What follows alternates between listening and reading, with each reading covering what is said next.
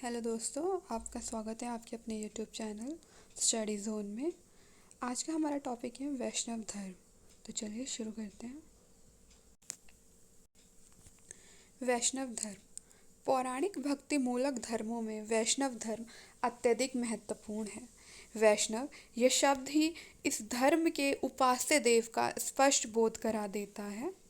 यह एक ऐसा आस्तिक धर्म है जिसमें विष्णु ही परम आराध्य हैं। भगवान विष्णु को ईष्ट देवता के रूप में स्वीकृत करने वाला धर्म वैष्णव धर्म तथा उनके भक्त वैष्णव कहलाते हैं। वैष्णव धर्म में विष्णु की महत्ता तथा सर्वश्रेष्ठता प्रतिपादित की गई है। विष्णु वैदिक देवता है जिनका कालांतर में प्रभाव बढ़ता गया और पौराणिक काल तथा परवर्ती युग में उन्हें जगतकर्ता एवं नियंता के रूप में सर्वश्रेष्ठ देव मान लिया गया।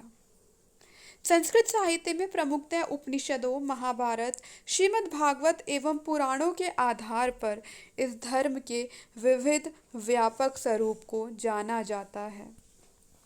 जिस परम उपास्य को केंद्र मानकर भागवत धर्म अथवा वैष्णव धर्म विकसित हुआ, उसका सर्वप्रथम उल्लेख पाणिनि की अष्टाध्यायी में उपलब्ध होता है। वैष्णव धर्म के विकास की प्रक्रिया का स्वरूप महाभारत के विभिन्न स्थलों पर अलग अलग खोजा जा सकता है।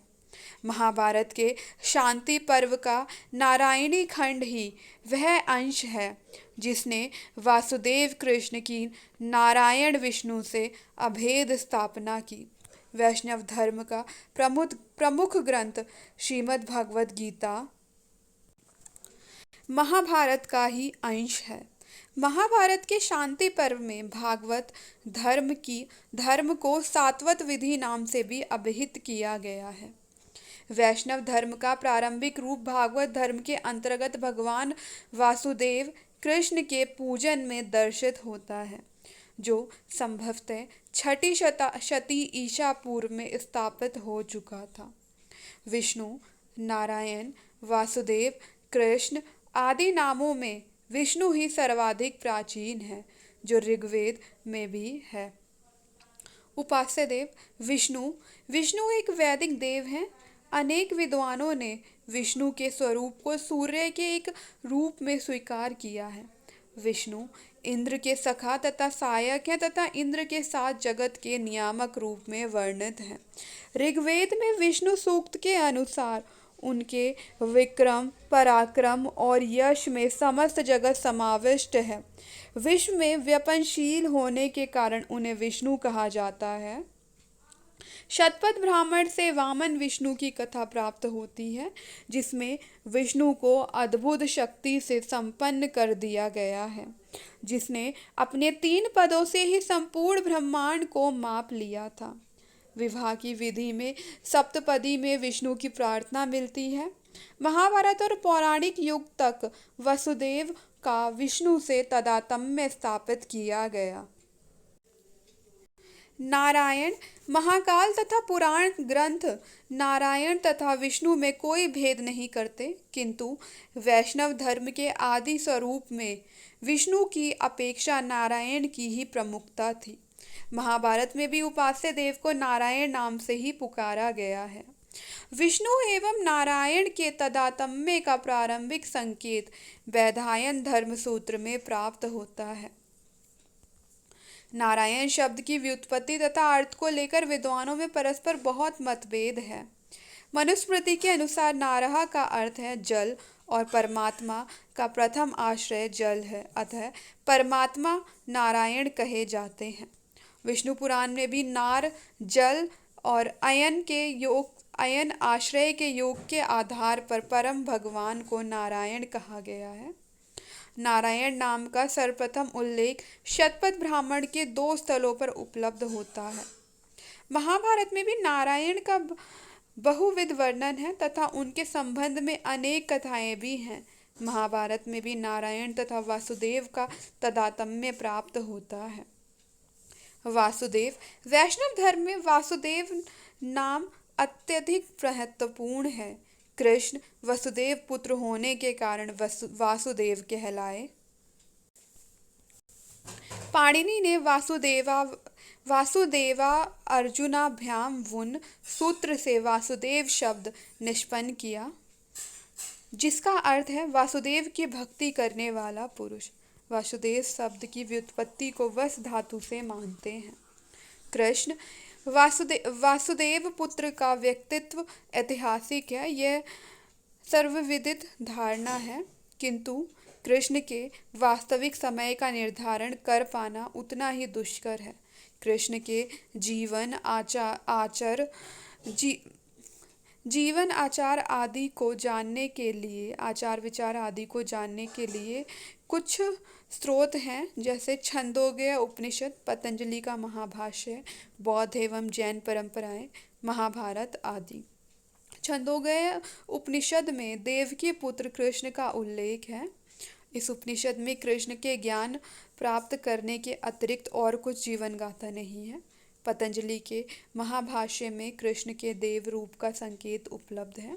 बौद्ध ग्रंथ घट जातक से वासुदेव कृष्ण के जन्म की कथा उपलब्ध होती है। ऐतिहासिक विस्तार एवं उत्कर्ष। अनेक वैष्णव संतों ने वैष्णव धर्म के भक्ति रस का चरम आस्वादन सामान्य जन को कराया। ये वैष्णव संत आलवार नाम से प्रसिद्ध हुए। आलवार शब्द का अर्थ है अध्यात्म ज्ञान रूपी समुद्र में गहरा गोता लगाने वाला व्यक्ति। अलवारों की मातृभाषा द्रविड़ या तमिल थी, जिसमें इन्होंने भक्ति रस संपन्न सहस्त्रों पदों की रचना की। उत्तर भारत में जिस प्रकार मीरा अपनी कृष्ण भक्ति के लिए प्रसिद्ध हुई, उसी प्रकार दक्षिण भारत में आंडाल भी रंगनाथ यानी कि कृष्ण के प्रति अपनी मधुर भक्ति के लिए विख्यात हैं। गुप्त काल वैष्णव धर्म की पराकाष्ठा का काल था। वैष्णव साहित्य तथा स्थापत्य कला का सर्वाधिक विस्तार इसी युग में हुआ। गांधार अभिलेख, स्कंदगुप्त का जूनागढ़ अभिलेख, बुद्धगुप्त कालीन ऐरण लेख, महरौली का चक्र स्तंभ आदि से विष्णु की मूर्तियों और मंदिरों की स्थापना की सूचना मिलती है। पूर्वी चालुक्यों का राज चिन्ह गरुड़ उनके वैष्णव होने का प्रबल प्रमाण है। दक्षिण चालुक्य वंश के शासकों ने विष्णु की विशाल प्रस्तर मूर्तियों का निर्माण कराया, जिसमें एलोरा का दशावतार मंदिर ही विष्णु मूर्तियां प्रमुख हैं। वैष्णव धर्म के प्रमुख तत्व हैं। वैष्णव धर्म में वासुदेव नारायण विष्णु या कृष्ण उपासना के केंद्र हैं। यही इस धर्म का एकमात्र तत्व है। इसके अतिरिक्त अन्य तत्व भी ऐसे हैं जो इसे अन्य धर्मों से भिन्न करते हैं। पहला, भक्ति।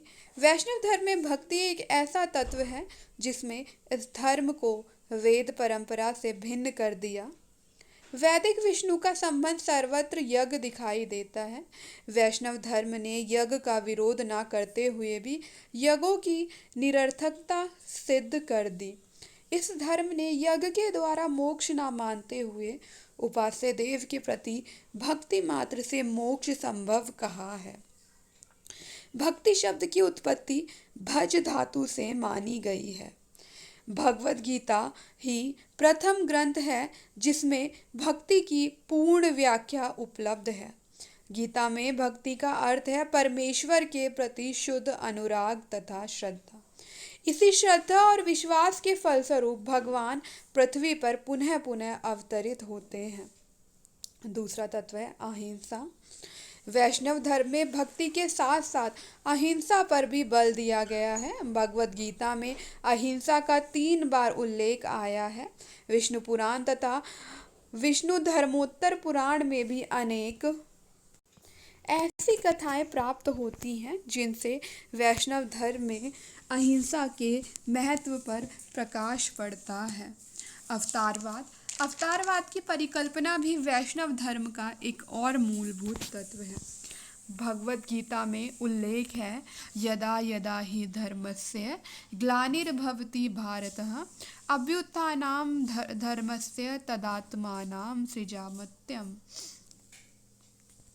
पुराणों में विष्णु के प्रमुख 10 अवतारों का वर्णन मिलता है।